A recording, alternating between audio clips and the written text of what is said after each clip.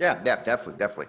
So inside sales, is a role. I like to explain it to folks as a role. Whether you're an agent or an investor, there's an ISA role within your company. Whether you do it yourself or whether you have a person do it for you, have leverage, just depends on where you are in your business, right? Same thing with transaction management, same thing like with acquisition managers on the investing side.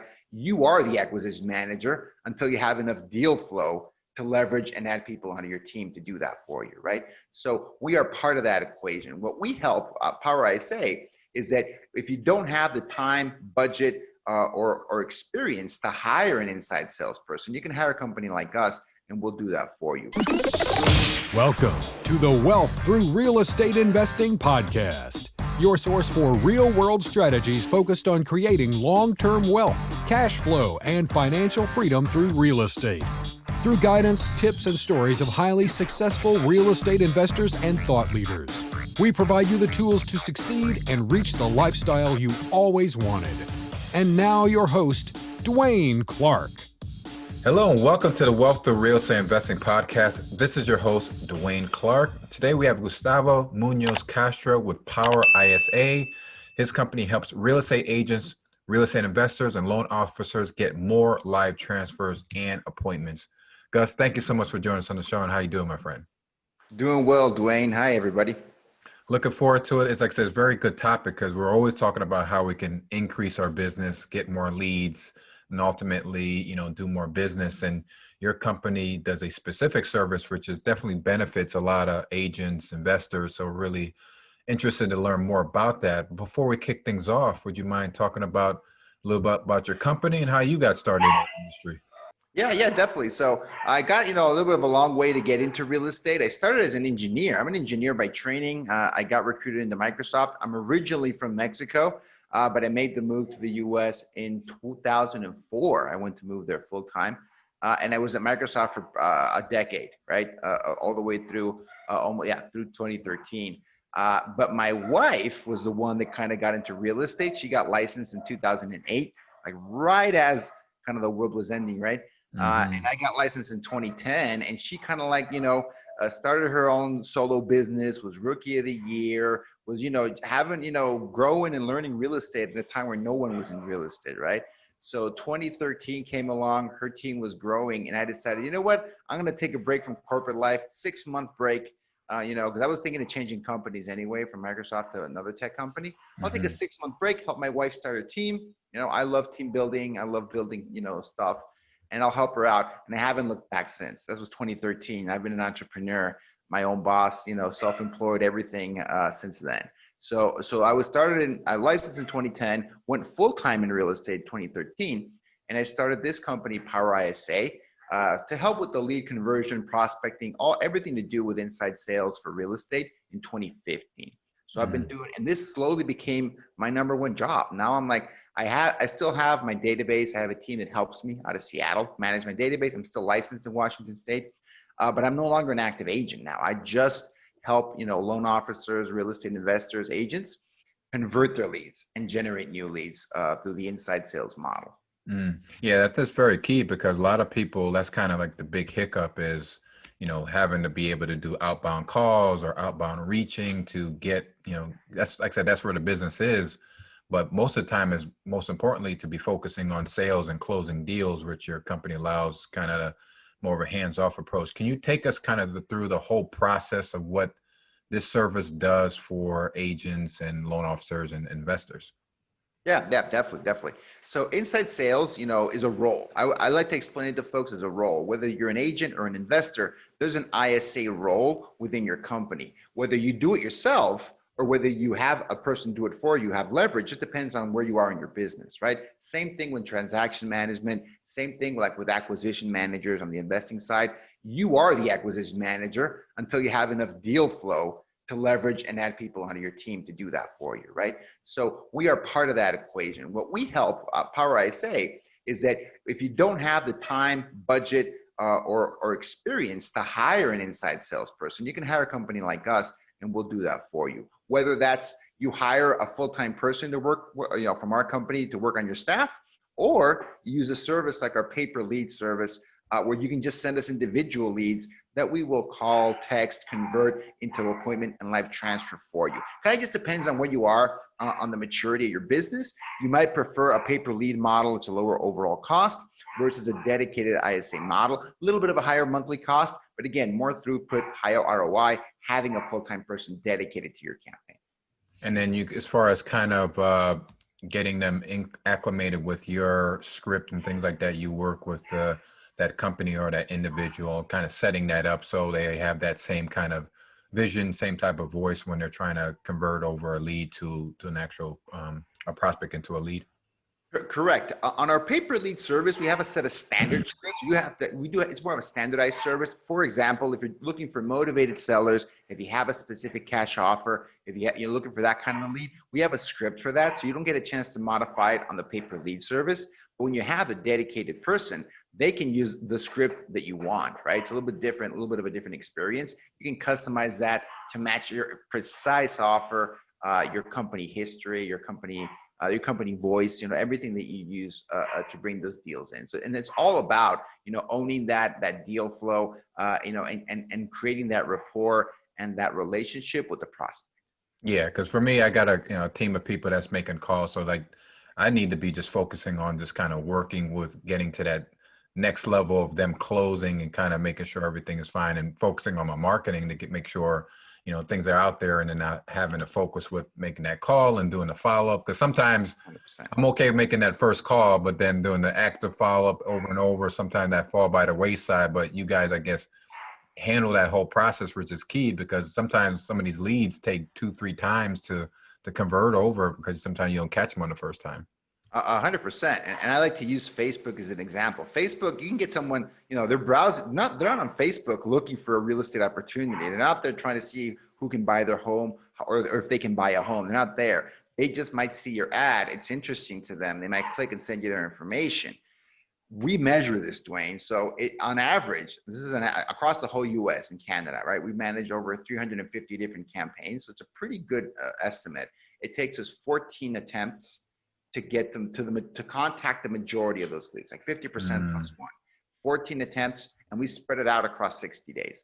So that's the kind of effort we know takes to contact the general population. This might not be like a motivated seller, like a distressed property, but like in general, like a random Facebook lead off the internet is going to take you 14 attempts, 60 days of work to get to talk to most of them, the majority of them. Wow. So if you approach it with that kind of mindset, you're like, this is my job. This is what we're going to do. This is the typical. If I can get them a one and done, we know that, 10, 15, 20% of them, we can get them one and done. Like the first call, boom, we get them on the phone.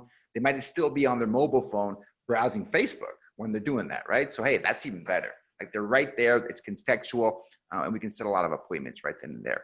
But the rest of them, the overwhelming majority, it's a grind. We know it's going to take a lot of work to get them on the phone. And as far as kind of like a cost perspective of you having like an actual full-time person in staff compared to this service, can you kind of talk about kind of the benefits of each of those? Yeah, definitely. So let's say you're going to hire someone, my market, Seattle, right? That's the one I have the most experience in. If I'm going to hire someone, and I did this, right? I had a lot of people in house before I decided to make a company like this. Typically, base salary for them is going to be, $15 an hour, maybe up to $20, $25 an hour is a typical starting point, especially if they have some kind of experience, right? Either call center experience, or if they have ISA experience, it might start at $25 an hour. And that's typical for like an experienced ISA. Typically, folks are going to start with inexperienced people that are good on the phone. They've got a sales personality, a service industry experience, and you're going to train them to be an ISA. It's the biggest upside. If you can train them to be an ISA, train them to be on the phone, they just bring the personality, the motivation, and kind of that work ethic. That's the best way. You're going to be on the lower end of that spectrum, $15 an hour. In some markets, you can get away with less than that. That's typically in Seattle, the lowest you can bring someone in, $15 an hour. The challenge there is that's the base, right? I'm not talking about taxes. I'm not talking about bonuses. ISAs work on bonuses. They're salespeople, right? You have to have, some meat on the bone to entice them, to keep them motivated, grind. You're not going to get someone grinding for $15 an hour. It's just not realistic, right? So the compare that versus a virtual ISA. And we run a lot of our ISAs are US folks that are living outside the US, right? Like in Mexico, other areas that have a way lower cost of living, right? Mm-hmm. So that you can get an ISA for $10 to $13 an hour all in. No need to, there's no taxes on top of that. There's no bonuses on top of that. For an ISA, 50% of their compensation typically comes from bonuses, 50%.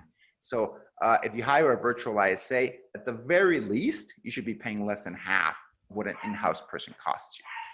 And for people starting out, that's a great way to kind of get their feet wet, understand the role, learn how to incorporate them into their business.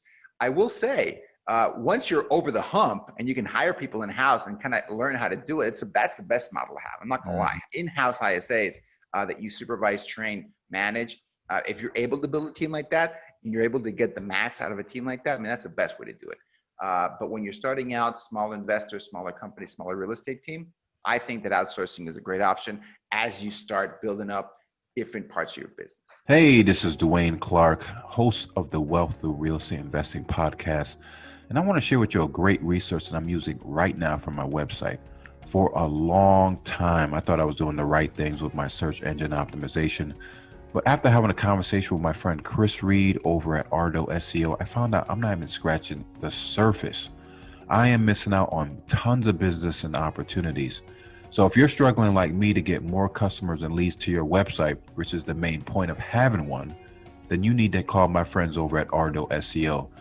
These guys will do a complete audit of your website, a full market research report, and build you a customizable, actionable game plan that will transform your website from where it is today to a website that drives your business forward and achieve your goals. I'm very fortunate that for my listeners, Chris is hooking us up with a video review of your website that he will do personally.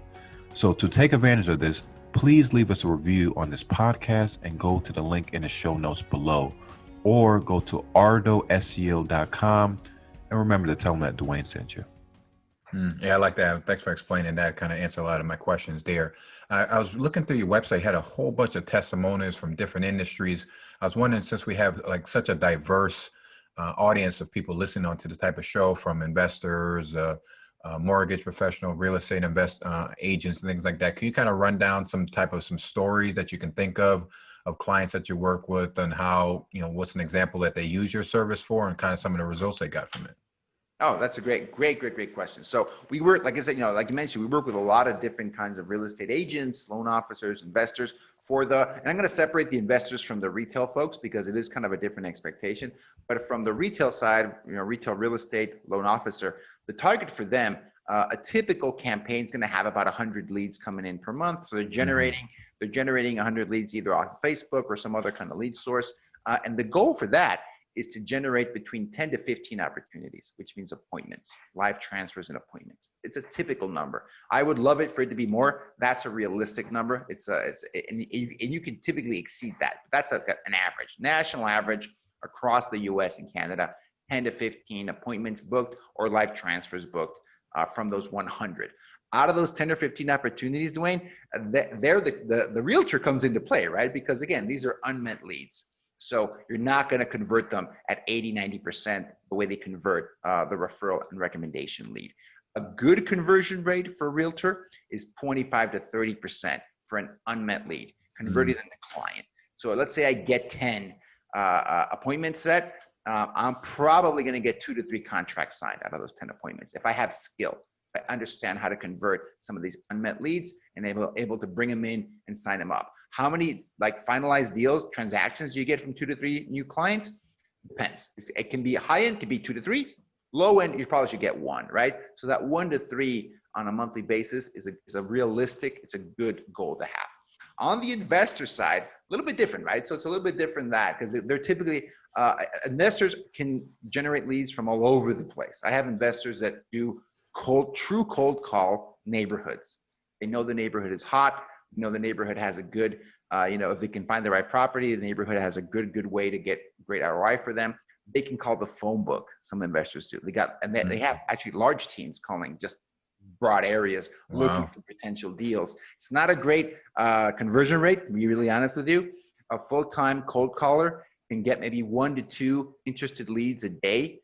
But again, you're not just looking for people that want to sell. You're looking for qualified properties as an investor. Does the property, the person might want to sell, but does the property qualify for the investor, right? So it's a pretty low conversion rate on the cold leads. You bump it up, and investors can generate great lists, right? For investors, it's all about the list.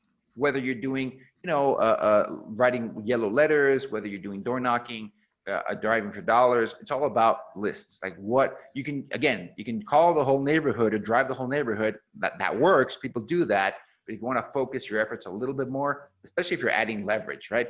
The more leverage you add, you really want to make sure they're calling and they're working on some high value lists, right? So we generate lists of, and I don't know if, you've had a lot of investors on the show. I'm sure they talk about deal flow, what they do. You can generate lists from probates, distress, notice of default, share of sale, all of these things that people have heard of. You can generate and buy lists for that. And that's what a lot of our ISAs call, right? They're calling some of these lists. They're typically very expensive lists, right? So they're not just going to call it once. They're going to hit that list, n number of times. To talk to as many people as they can, right? And sometimes, this, Dwaine, you get the person on the phone, they don't always match the phone number to the right person, right? It might be their son, daughter, someone with a similar name, it might be a family member. Well, you got to follow the chain, talk to the right person. And once you talk to the right person, you got to deliver the right script, right? And each one of these lists is kind of a different situation, right? You're not going to talk to a probate lead the same way you're going to talk to a distressed seller, right? You want to show empathy. You want to do the right thing. So investors, they take longer to get those first few deals. It's a little bit more of a grind because you got to talk to these leads, nurture these leads to get them to book an appointment with the acquisition manager or the owner of the company. The owner might still be closing their deals. So I'd say for them, it's at least, 60 to 90 days to when they start seeing some of these appointments, come in. It's a slower process for the investor. But can still be, a great ROI for that. They just got to have the time. They have to have the runway to wait for those deals to come in, even more so than the retail real estate folks. Yeah, that makes sense a lot. Yeah, appreciate you explaining that. So for people who are interested, wants to get support, what's the process getting set up with you and things like that, what they got to provide to you, and how long does it typically take to kind of set up their campaign so they can start kind of getting the team started on the list? Yeah, it's super easy for us. PowerISA.com. All the information is there. You can book a consultation with a member of our sales team, and they'll walk you through kind of what that process is. Typically, it's going to take us between 4 to 6 weeks to get everything up and going. If you're talking about getting a dedicated person on your campaign, whether it's a part-time campaign or a full-time campaign, it just depends. But that's going to take about a month and a half, to be honest with you, until we find the right person, match it to your campaign's needs.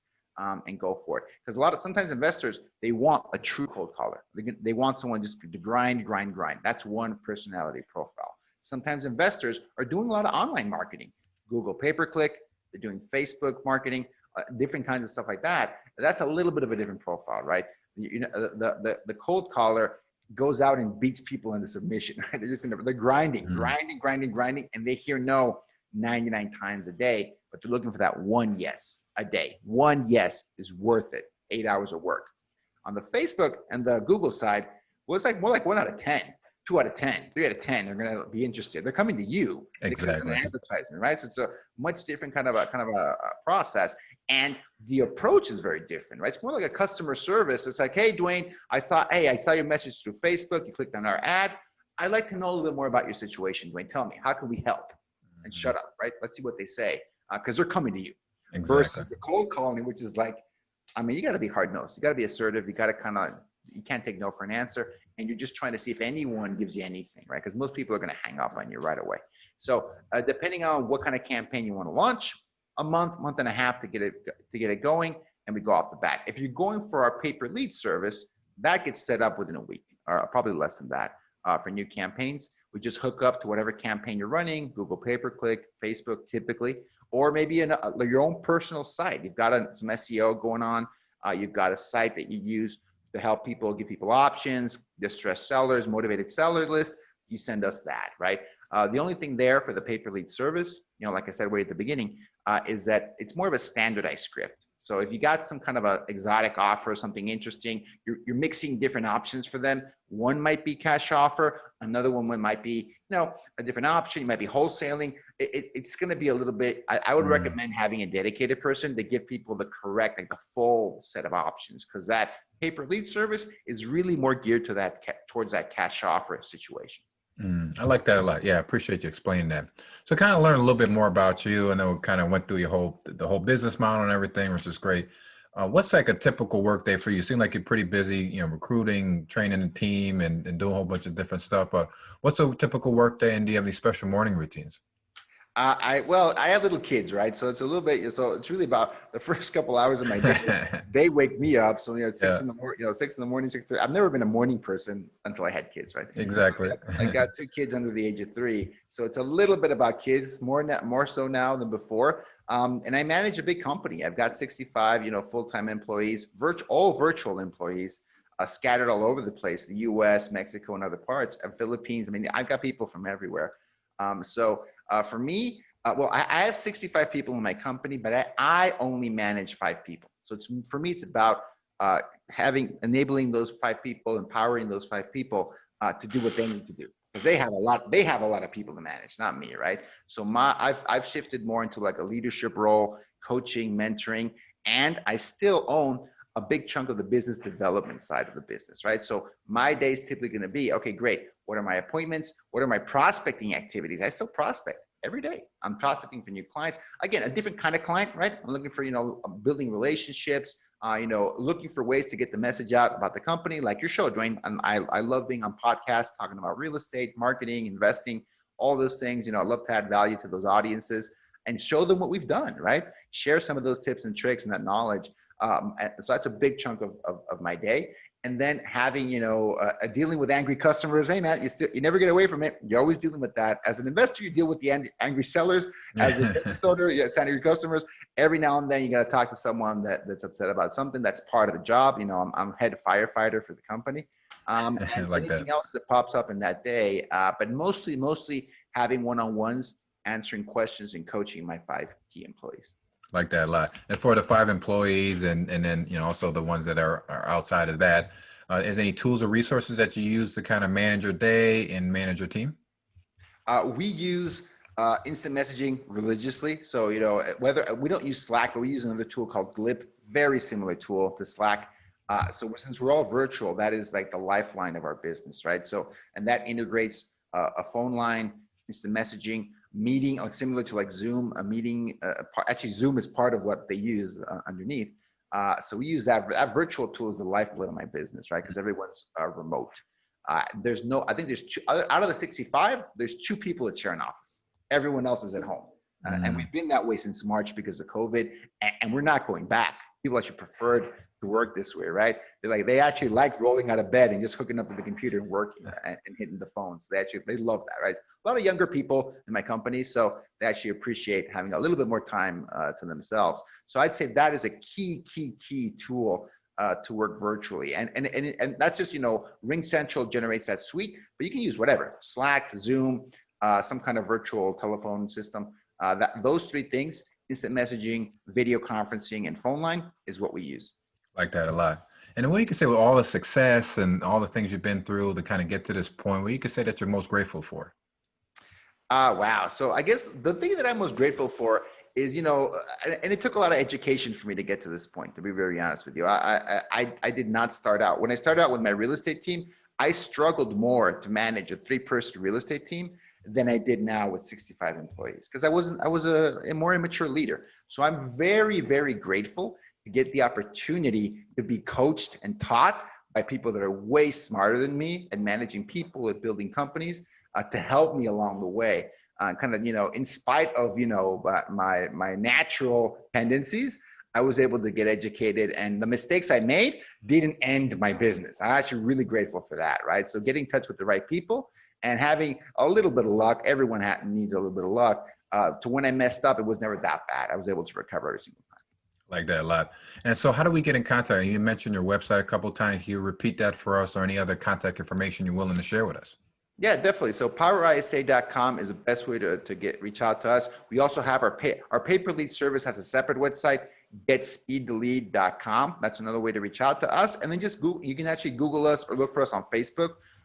Me personally, I also have a Facebook group. It's a free Facebook group open to anybody. It's a Power ISA Facebook group. You can join in. We're always talking about marketing mastermind, talking about what works, what's the latest news in the industry. That would love to talk to folks on that as well. Gus, it was really a pleasure to speak with you, learn more about your business. Like I said, this has a tremendous amount of value, especially for the people that are listening, investors, real estate guys like myself. So I really appreciate you sharing this with us, and definitely reach out if you have any questions, have a chat, or join the Facebook group. But Gus, thank you so much, and enjoy the rest of your week, and look forward to connecting again soon. All right. Thanks so much, Dwaine. All right. Take care, my friend. Thanks for joining us on this episode of the Wealth Through Real Estate Investing podcast. Don't forget to subscribe and leave us a review on iTunes or the listening platform of your choice. Also, please check us out at DwaineLClarke.com, as well as find us on Facebook for more useful content and resources.